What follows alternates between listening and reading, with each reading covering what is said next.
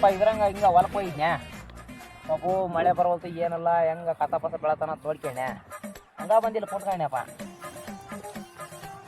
ಅವಾಗ ಎಲ್ಲ ಇಲ್ಲೆಲ್ಲ ಕ್ರಿಕೆಟ್ ಆಡ್ತಿದ್ವಿ ಈಗ ಅದಕ್ಕೆ ಆಡಬೇಡ್ರಿ. ನೋಡಿರಿ ತಮ್ಮ, ಆಗಿನ ಕಾಲನೇ ಬೇರೆ ಈಗಿನ ಕಾಲನೇ ಬೇರೆ. ಆ ಕಾಲದಾಗ ನಾ ಹುಡ್ರು ಕರ್ದಗಟ್ನೆ ಬರ್ತಿದ್ವು. ಈ ಕಾಲದಾಗ ಒಂದ್ ಹುಡುಗ ಕರ್ಕೊಂಡ್ ಬರ್ಬೇಕಂದ್ರ 4 ರೂಪಾಯಿ ಖರ್ಚು ಮಾಡೋ ಪರಿಸ್ಥಿತಿ ಬಂದತ್ ನಮಗ. ಮಾಡಕ್ಕಿಲ್ಲ ಮತ್ತೆ. ಆ ಕಾಲದಾಗ ಮಳೆ ಹೆಂಗತ್ತು, ಬೆಳೆ ಹೆಂಗ್ ತೆಗಿತಿದ್ರು ಮುದ್ಯಾರ, ಅದನ್ನ ನೋಡಿಗಿಲ್ಲ. ಆ ಕಾಲನೇ ಬೇರೆ ಈ ಕಾಲನೇ ಬೇರೆ.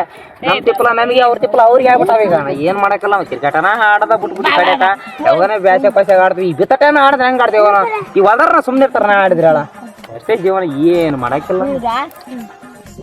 ಏನಿಲ್ಲ ಬಿಡ, ನಂದು ಹೋಲ.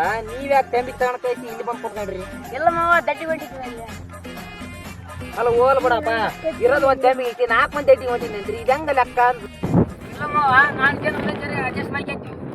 4 ಮಂದಿ ಅಡ್ಜಸ್ಟ್ ಮಾಡ್ಕೊಂತೀವಿ.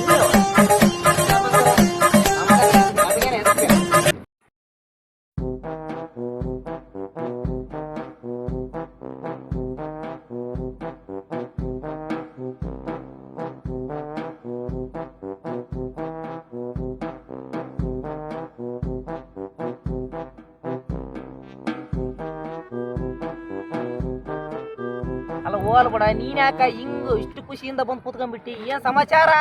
ನನಗೆ ಕಾಕ ಒಂದು ಹುಡುಗಿ ಬಂದ್ಬಿಡ್ತಿ ಕಾಕ. ಓಕೆ ಬಿಡಪ್ಪ, ನಿನಗೆ ಹುಡುಗಿ ಬಿದ್ದಾಳ. ಅದೆಂತ ಹುಡುಗಿ ಬಿದ್ದಾಳು, ಏನು ಕೈತಿ ಏನು ನಮಗೆ ತಿಳಿವಲ್ತ. ಅದೆಂತ ಹುಡುಗಿ ಅಂತ ಒಂದ್ಸ ಕೇಳ ನಮಗೆ. ಏನಿಲ್ಲ ಕಾಕ, 50 ಫಸ್ಟ್ ಒಂದು ಹುಡುಗಿ ಬಿದ್ದುಬಿಡಿದ್ಯಾ?